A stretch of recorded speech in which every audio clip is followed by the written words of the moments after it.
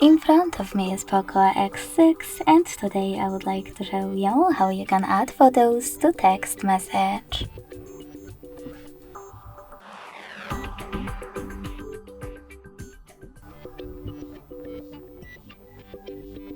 Begin by opening Messages app and selecting or creating a chat.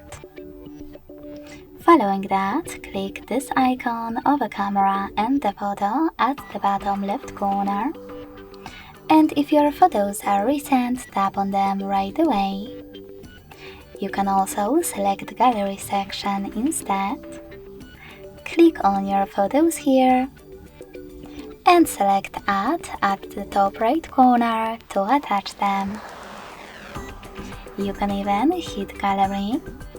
Select Folders at the top left corner and look for your photos in Recent Files, one of those apps, or by tapping on those two lines at the top left corner in one of those sources, like Images.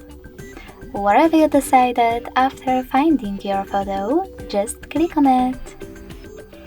Thanks so much for watching. If you enjoyed this video, leave a like, comment and subscribe. Bye!